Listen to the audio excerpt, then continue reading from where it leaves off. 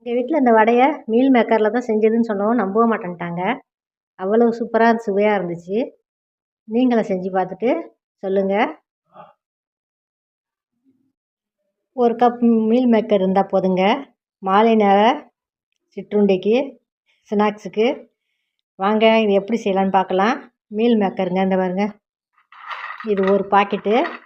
இதை வாங்க பார்க்கலாம். ஒரு பாத்திரத்தில் தண்ணி போட்டுக்கோமா.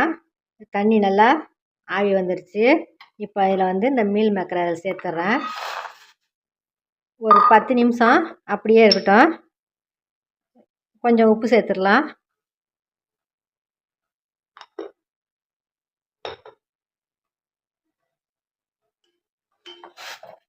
இது ஒரு 10 நிமிஷம் வெந்தால் போதும்.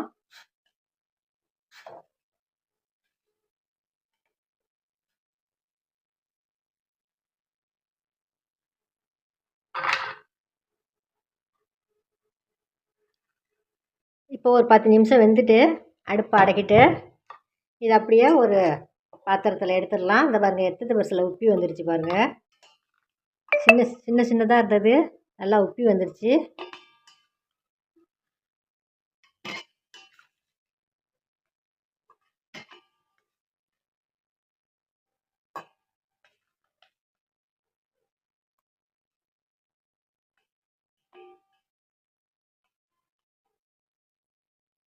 எல்லாத்தையும் எடுத்தாச்சு. இது அப்படியே ஒரு நல்லா ஆறட்டும். இது அப்படியே ஆறட்டமா. இப்போ அந்த மீல் மேக்கரை நல்லா புழிஞ்சிட்டு மிக்ஸி ஜாரில் சேர்த்துடலாம். அது நல்லா தண்ணியை கோர்த்து வச்சுருக்கோம். நல்லா புழிஞ்சிடணும்.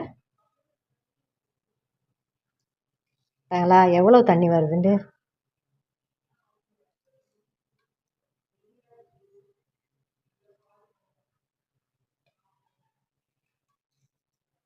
இது போல் எல்லாத்தையும் புழிஞ்சி எடுத்து சேர்த்துடலாம். இதை எல்லாத்தையும் மிக்ஸி ஜாரில் சேர்த்தாச்சுமா. இப்போ இதில் வந்து காரத்துக்கு 2 பச்சை மிளகா போட்டுக்கிறேன். 1 ஸ்பூனு இஞ்சி பூண்டு விழுது போட்டு தண்ணிலாம் இல்லாமல் இதை வந்து கொஞ்சம் நரன்னு கொரப்பாக இதை அரைச்சி எடுத்துகிட்டு வந்துடலாம். பாருங்க, எல்லாத்தையும் ஒரு பவுலில் சேர்த்தாச்சு. மிக்சியில் அரைச்சதை, தண்ணி ஊற்றாமல் அரைச்சது. இதில் வந்து கடலை மாவு 4 ஸ்பூனு, கார்ன்ஃப்ளவர் மாவு 2 ஸ்பூனு வச்சுருக்கோம்மா. அதையும் கலந்துடலாம். ரெண்டையும் ஒன்றா சலிச்சிட்டேன். சலடையில் சலிச்சதுனால ரெண்டையும் ஒன்றா சலிச்சிட்டேன். தேவையான அளவு பாருங்கள், 4 ஸ்பூனு கடலை மாவு, 2 ஸ்பூனு கார்ன்ஃப்ளவர் மாவு. அப்போ தான் கறக்கு முறக்குன்னு நல்லாயிருக்கும். இப்போ வந்து மல்லிக்கீரை சேர்த்துடலாம். ஒரு கைப்பிடி அளவு மல்லிக்கீரை சேர்த்துக்கலாம். ஒரு பெரிய பல்லாரி வெங்காயத்தை நறுக்கி வச்சுருக்கேன், அதையும் சேர்த்துடலாம். சரிங்களா.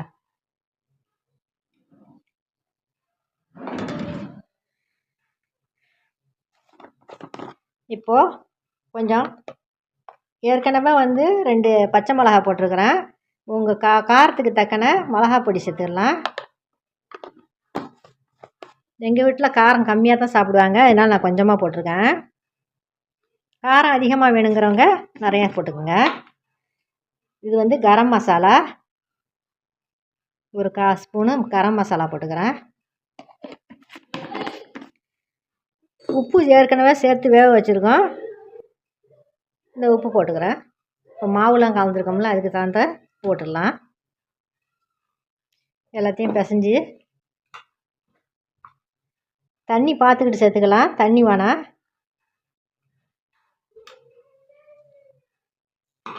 வெங்காயத்தில் ஏற்கனவே தண்ணி இருக்கும்,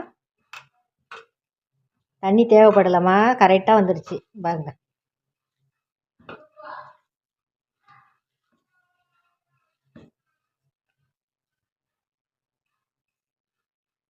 அப்படியே இதை ஒரே உருண்டையாக போட்டாச்சு. இதை சிறு 2 உருண்டையாக போட்டுக்கலாமா. திட்டமாக ஒரு எலுமிச்சம்பழம் சைஸில் இப்படி உருட்டி வச்சுக்கலாம்.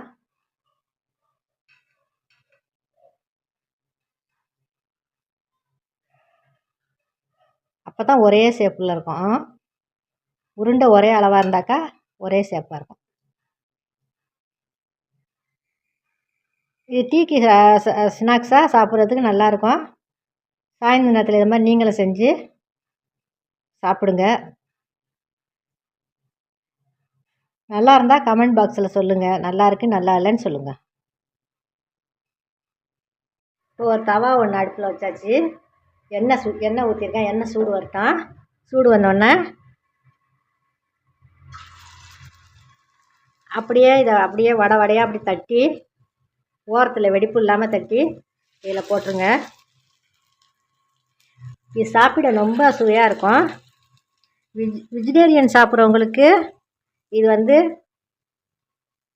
கறியில் செய்கிற கைமா மாதிரியே இருக்கும்.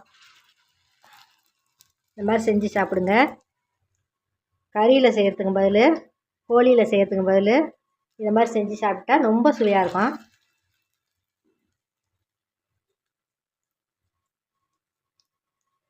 அப்படியே பொன்னிறமாக அடுப்பை சிம்மில் வச்சா தான் பொன்னிறமாக வேகும். இல்லைன்னா மேலே செவந்துடும், உள்ளே இருக்க மாவு இருக்கும். அப்படியே வேகட்டும்.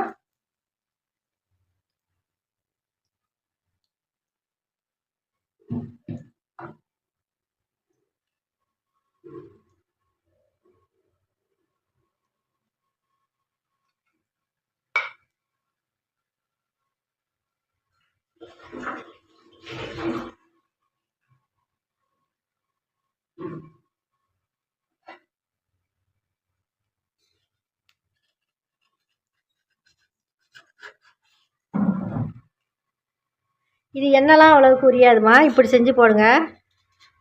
எண்ணெய்லாம் குடிக்காது. கார்ன்ஃப்ளவர் மாவு, கடலை மாவு போட்டதுனால எண்ணெய் உறிஞ்சாது. அப்படியே பிரட்டிடலாம்.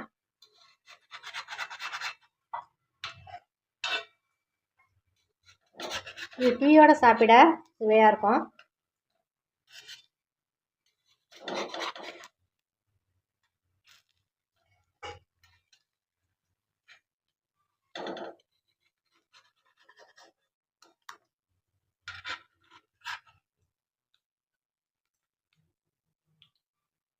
ஒரு பக்கம் பிரட்டி போட்டாச்சு. இன்னொரு பக்கமாக வேகட்டும். 2 பக்கமும் பொன்னிறமாக வெந்துருச்சு. இதை எடுத்துடலாங்க. பார்த்துங்களா என்ன முருவலாக இருக்குது.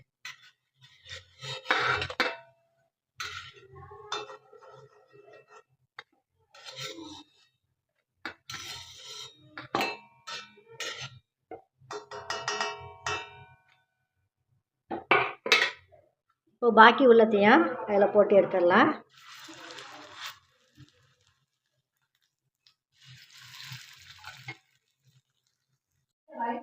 மீல் மேக்கர் வடை வாங்க சாப்பிடலாம்.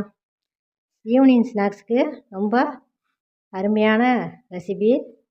தக்காளி சாஸ் வச்சு சாப்பிட்லாம் வாங்க. இந்த வீடியோ பிடிச்சிருந்தா லைக் பண்ணுங்கள், ஷேர் பண்ணுங்கள், சப்ஸ்கிரைப் பண்ணாதவங்க சப்ஸ்கிரைப் பண்ணுங்கள். இன்னொரு வீடியோவில் சந்திக்கிறேன். நன்றி, வணக்கம். கமெண்ட் பாக்ஸில் கமெண்ட் போடுங்க.